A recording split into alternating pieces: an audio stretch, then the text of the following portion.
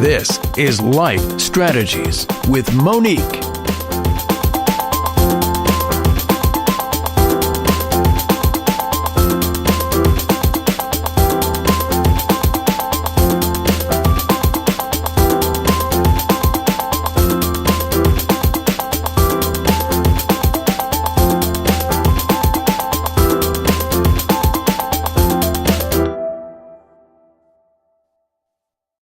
Well, hello, everyone, and welcome again to another Life Strategies with Monique podcast.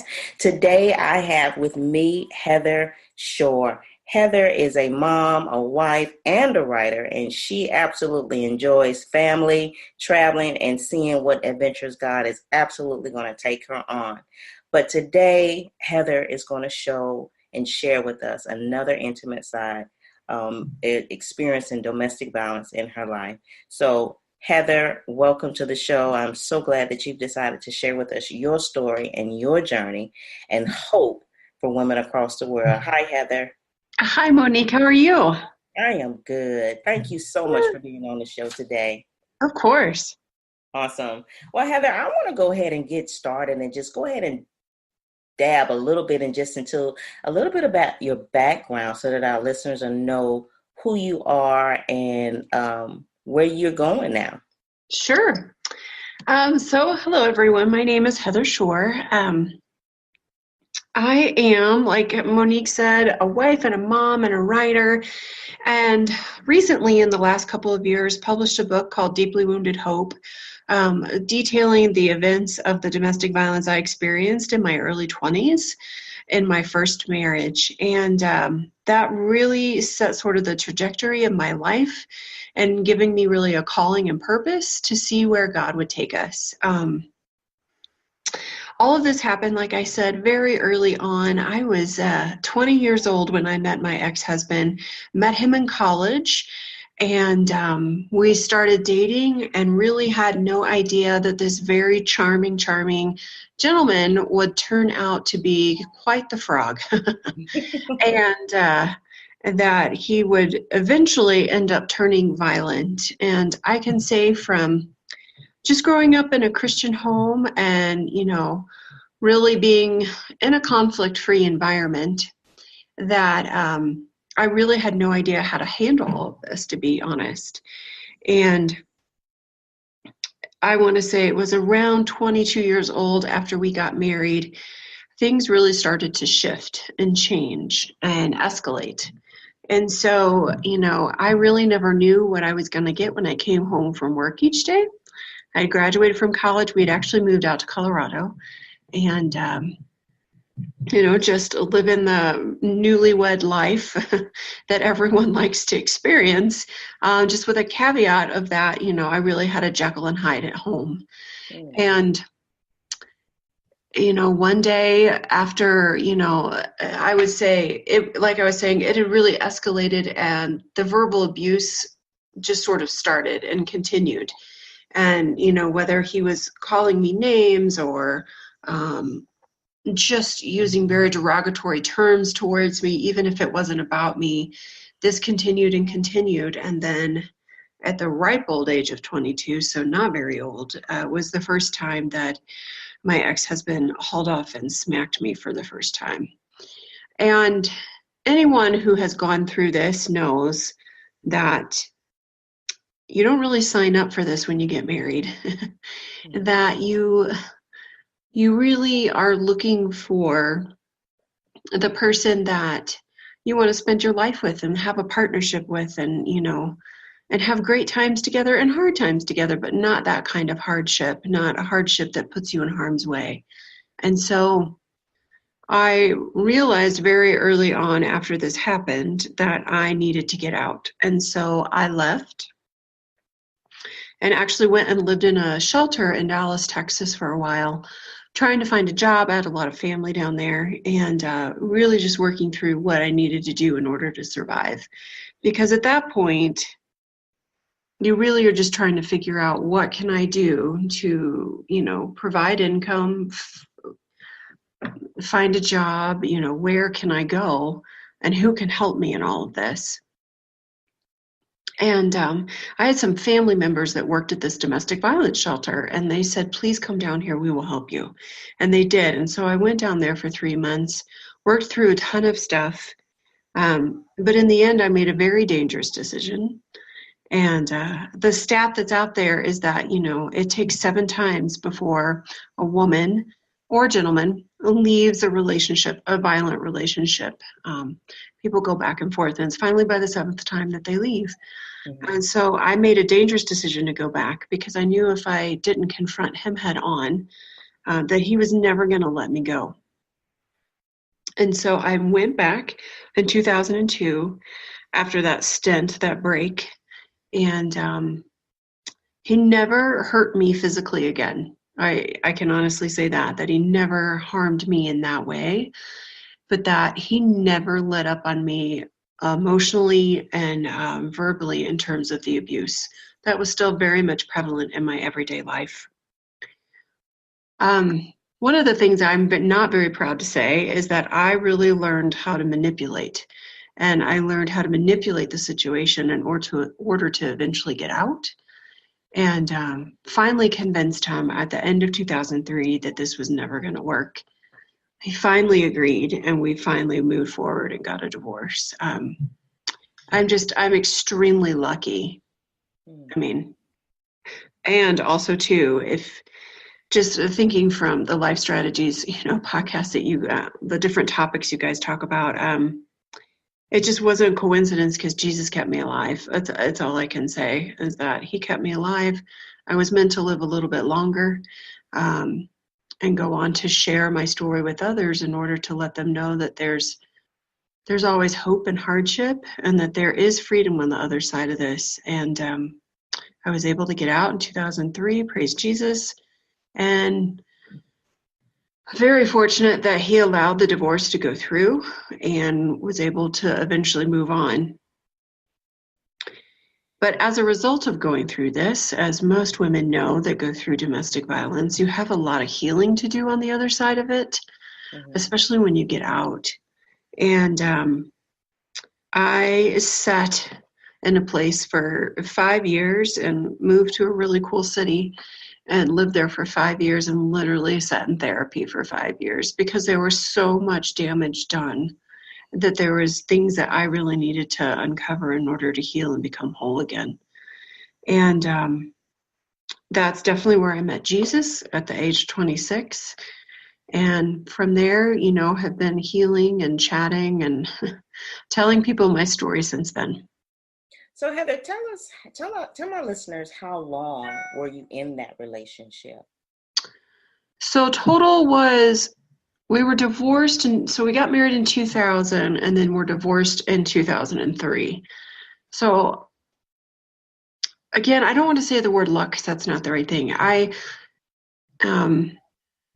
Maybe it was just premonition, whatever it was. I had enough gumption to realize that I didn't want to be a stat. I didn't want to be a statistic. I didn't want to be going back 7 times to only finally leave. I wanted to do it once and be done. And I also wanted to live because my ex-husband, during the time he was physically abusive, he almost killed me one evening. And so in that situation, you've got to get away in order to survive. Well, I can definitely say that I can definitely know that God was definitely with you, because I've talked to so many women about domestic abuse, and each one of them that I have spoken with, they have stayed an extensive amount of time. And when I say extensive, I have talked to women who have been in domestic violent relationships for a span of like 20 years. Yeah. And they've gone back and forth, back and forth. And for whatever reason, they are unable to be able to tear themselves away from that relationship, almost losing their lives. But you being a woman of bravery, and faith, to know, that I need to go ahead and get out of this relationship because God has more for you. You knew that and you experienced that. I mean, that is nothing but the love of God, because now God is actually using you, number one, through your book, And your book is titled Deeply Wounded Hope, which is a beautiful title. I love that title. Could you tell listeners a little bit about what your book entails? Sure. So it definitely entails my story, the domestic violence piece, and then a lot of choices and decisions that come after that, and how to live through the consequences of the decisions you made when you're going through domestic violence. And then just the hope on the other side of it, just how to experience grief, because we all experience grief, that dream of marriage, of what you thought marriage was going to be, sort of had to die in order for God to refill it with something else, something that's ordained by Him. And whether you're, grieving a loved one passing away or just a marriage dying, you have to go through that step in order to heal. It goes through that. It goes through the choices and decisions that I spoke about, just how to navigate all of that in a very thoughtful way, in a very intentional way, and then about joy and hope. Because on the other side of that, man, I tell you what, I really had to learn what joy was.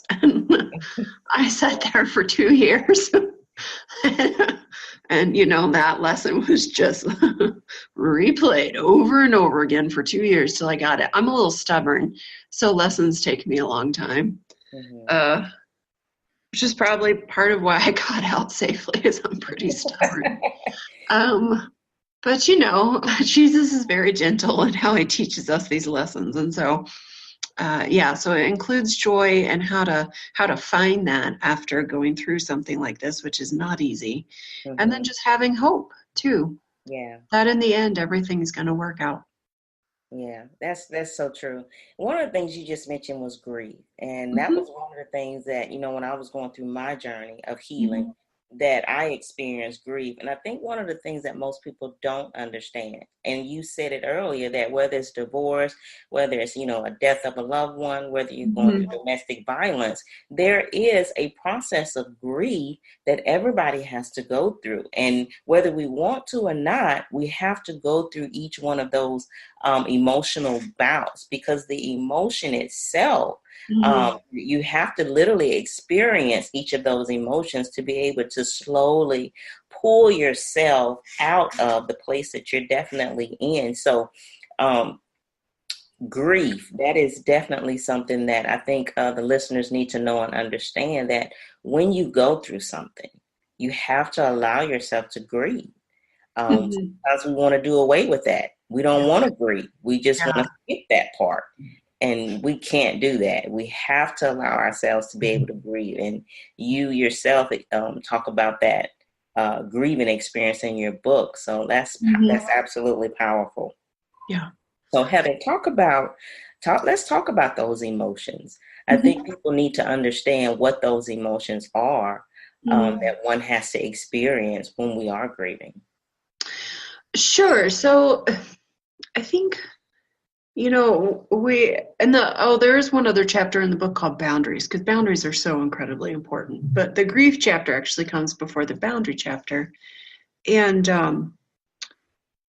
I think some of the things that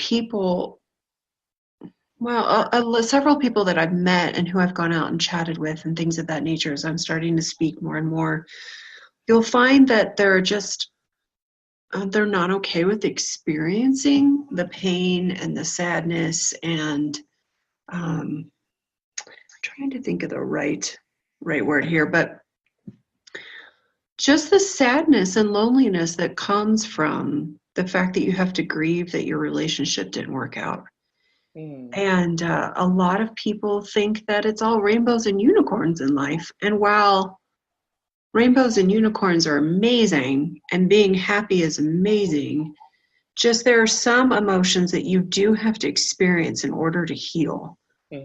And you have to understand that in order for that wound that has happened, in order for you to really experience hope, you have to sit there and go, okay, I'm going to be okay in the sadness for a little bit. I'm going to be okay in the loneliness for a little bit.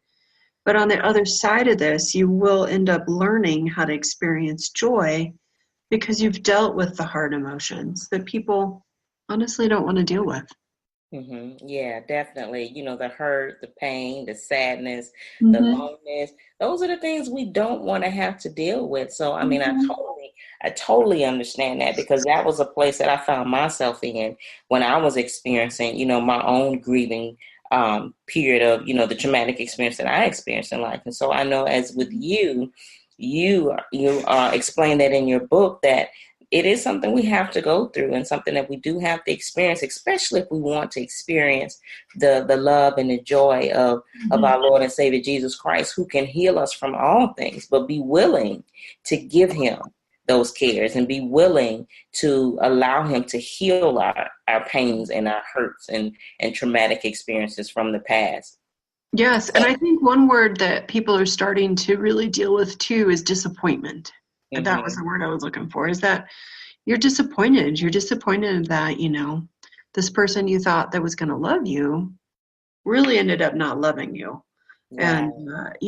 and that you have to sit through that and realize, at least this is what I've realized, is that I sat there for 5 years, and in the midst of all that and dealing with all the emotions, that God was ultimately redeeming my broken will for his will, and that he did have a relationship for me. It just wasn't going to look like, the whole process wasn't going to look like what I thought it was going to look like. Mm-hmm.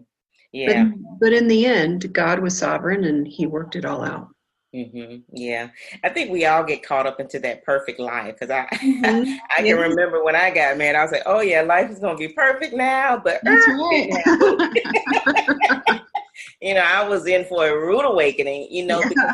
tragedy happens, and so like you've experienced tragedy, and we are misconceived or Yes. misconstrued to think that life is going to be perfect, that we're Mm-hmm. not going to have any traumas, we're not going to have any upsets or letdowns. But unfortunately, that's not the case. God takes us through those things so that we can become better for it, and we can Mm-hmm.